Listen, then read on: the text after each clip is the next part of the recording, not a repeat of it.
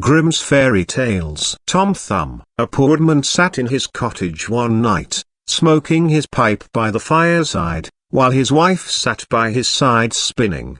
"How lonely it is, wife," said he, as he puffed out a long curl of smoke, "for you and me to sit here by ourselves, without any children to play about and amuse us while other people seem so happy and merry with their children."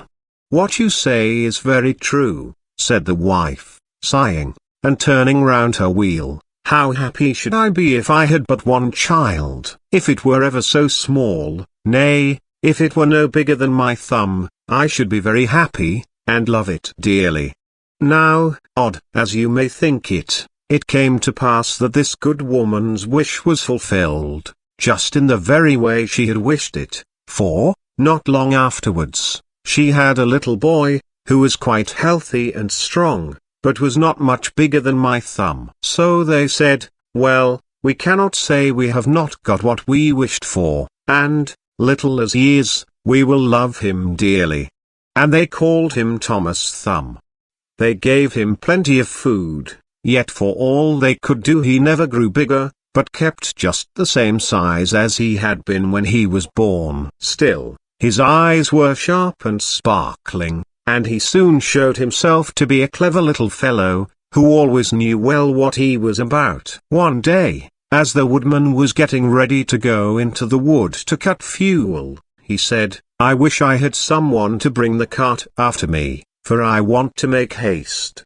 "Oh, father," cried Tom, "I will take care of that. The cart shall be in the wood by the time you want it." Then the woodman laughed, and said, "How can that be?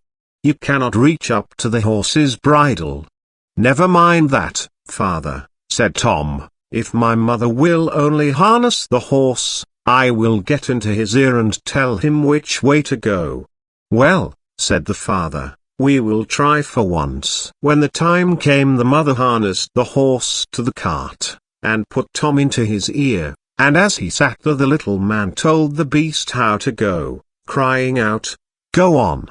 and stop, as he wanted, and thus the horse went on just as well as if the woodman had driven it himself into the wood. It happened that as the horse was going a little too fast, and Tom was calling out, "Gently! Gently!"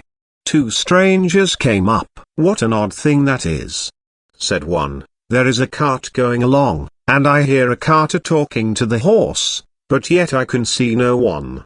"That is queer, indeed," said the other. "Let us follow the cart, and see where it goes." So they went on into the wood, till at last they came to the place where the woodman was. Then Tom Thumb, seeing his father, cried out, "See, father, here I am with the cart, all right and safe. Now take me down." So his father took hold of the horse with one hand, and with the other took his son out of the horse's ear, and put him down upon a straw, where he sat as merry as you please. The two strangers were all this time looking on, and did not know what to say for wonder. At last one took the other aside, and said, "That little urchin will make our fortune, if we can get him, and carry him about from town to town as a show. We must buy him." So they went up to the woodman, and asked him what he would take for the little man. "He will be better off," said they, "with us than with you." "I won't sell him at all," said the father. "My own flesh and blood is dearer to me than all the silver and gold in the world." But Tom, hearing of the bargain they wanted to make, crept up his father's coat to his shoulder and whispered in his ear, "Take the money, father, and let them have me. I'll soon come back to you." So the woodman at last said he would sell Tom to the strangers for a large piece of gold, and they paid the price. "Where would you like to sit?" said one of them. "Oh, put me on the rim of your hat, that will be a nice gallery for me. I can walk about there and see the country as we go along." So they did as he wished, and when Tom had taken leave of his father they took him away with them. They journeyed on till it began to be dusky, and then the little man said, "Let me get down, I'm tired." So the man took off his hat, and put him down on a clod of earth, in a ploughed field by the side of the road. But Tom ran about amongst the furrows, and at last slipped into an old mouse hole. "Good night, my masters," said he, "I'm off. Mind and look sharp after me the next time." Then they ran at once to the place, and poked the ends of their sticks into the mouse hole, but all in vain. Tom only crawled farther and farther in, and at last it became quite dark, so that they were forced to go their way without their prize, as sulky as could be. When Tom found they were gone, he came out of his hiding place. "What dangerous walking it is," said he, "in this ploughed field. If I were to fall from one of these great clods, I should undoubtedly break my neck." At last, by good luck, he found a large empty snail shell. "This is lucky," said he, "I can sleep here very well," and in he crept. Just as he was falling asleep, he heard two men passing by, chatting together, and one said to the other, "How can we rob that rich parson's house of his silver and gold?" "I'll tell you," cried Tom. "What noise was that?" said the thief, frightened. "I'm sure I heard someone speak." They stood still listening, and Tom said, "Take me with you, and I'll soon show you how to get the parson's money." "But where are you?" said they. "Look about on the ground," answered he, "and listen where the sound comes from." At last the thieves found him out, and lifted him up in their hands. "You little urchin," they said, "what can you do for us?"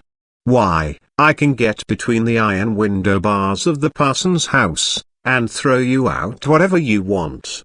"That's a good thought," said the thieves. "Come along, we shall see what you can do." When they came to the parson's house, Tom slipped through the window bars into the room, and then called out as loud as he could bawl, "Will you have all that is here?" At this the thieves were frightened, and said, "Softly, softly, speak low, that you may not awaken anybody." But Tom seemed as if he did not understand them, and bawled out again, "How much will you have? Shall I throw it all out?" Now the cook lay in the next room, and hearing a noise she raised herself up in her bed and listened. Meantime the thieves were frightened, and ran off a little way, but at last they plucked up their hearts, and said, "The little urchin is only trying to make fools of us." So they came back and whispered softly to him, saying, "Now let us have no more of your roguish jokes, but throw us out some of the money." Then Tom called out as loud as he could, "Very well. Hold your hands. Here it comes." The cook heard this quite plain, so she sprang out of bed, and ran to open the door. The thieves ran off as if a wolf was at their tails, and the maid, having groped about and found nothing, went away for a light. By the time she came back, Tom had slipped off into the barn, and when she had looked about and searched every hole and corner, and found nobody, she went to bed, thinking she must have been dreaming with her eyes open. The little man crawled about in the hay loft, and at last found a snug place to finish his night's rest in, so he laid himself down, meaning to sleep till daylight, and then find his way home to his father and mother. But alas! how woefully he was undone.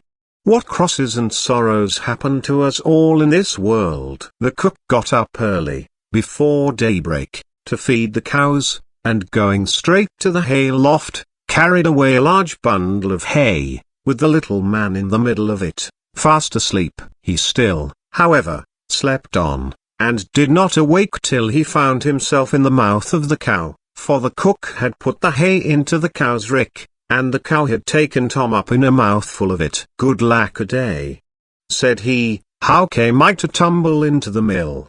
But he soon found out where he really was, and was forced to have all his wits about him, that he might not get between the cow's teeth, and so be crushed to death. At last down he went into her stomach. "It is rather dark," said he, "they forgot to build windows in this room to let the sun in.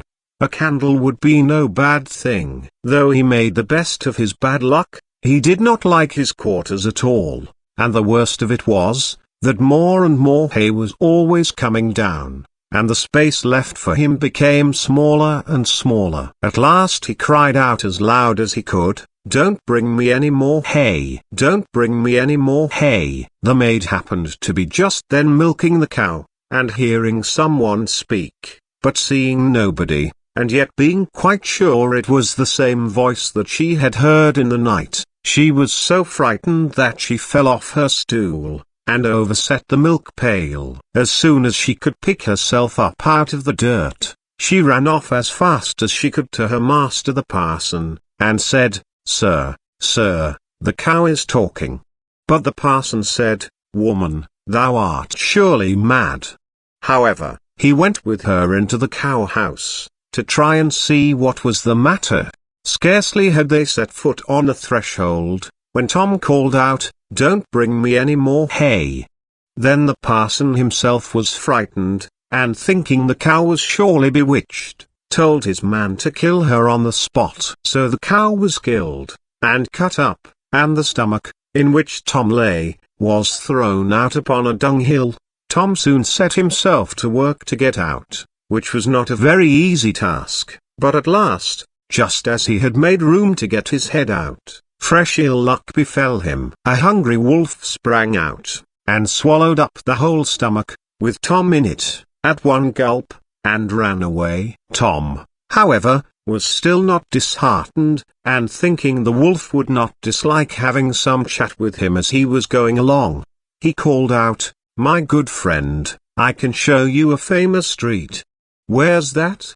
said the wolf. "In such and such a house," said Tom, describing his own father's house. "You can crawl through the drain into the kitchen and then into the pantry, and there you will find cakes, ham, beef, cold chicken, roast pig, apple dumplings, and everything that your heart can wish." The wolf did not want to be asked twice, so that very night he went to the house and crawled through the drain into the kitchen, and then into the pantry, and ate and drank there to his heart's content. As soon as he had had enough he wanted to get away, but he had eaten so much that he could not go out by the same way he came in. This was just what Tom had reckoned upon, and now he began to set up a great shout, making all the noise he could. "Will you be easy?"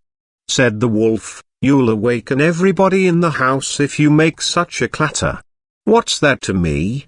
said the little man. "You have had your frolic, now I've a mind to be merry myself," and he began, singing and shouting as loud as he could. The woodman and his wife, being awakened by the noise, peeped through a crack in the door, but when they saw a wolf was there, you may well suppose that they were sadly frightened, and the woodman ran for his axe, and gave his wife a scythe. "Do you stay behind," said the woodman, "and when I have knocked him on the head you must rip him up with the scythe." Tom heard all this, and cried out, "Father, father, I am here, the wolf has swallowed me." And his father said, "Heaven be praised. We have found our dear child again," and he told his wife not to use the scythe for fear she should hurt him. Then he aimed a great blow, and struck the wolf on the head, and killed him on the spot. And when he was dead they cut open his body, and set Tommy free. "Ah," said the father, "what fears we have had for you." "Yes, father," answered he, "I have travelled all over the world, I think, in one way or other, since we parted, and now I am very glad to come home and get fresh air again." "Why, where have you been?" said his father. "I have been in a mouse hole, and in a snail shell, and down a cow's throat, and in the wolf's belly, and yet here I am again, safe and sound." "Well," said they, "you are come back, and we will not sell you again for all the riches in the world." Then they hugged and kissed their dear little son, and gave him plenty to eat and drink, for he was very hungry, and then they fetched new clothes for him, for his old ones had been quite spoiled on his journey. So Master Thumb stayed at home with his father and mother, in peace, for though he had been so great a traveller, and had done and seen so many fine things, and was fond enough of telling the whole story. He always agreed that, after all, there's no place like home.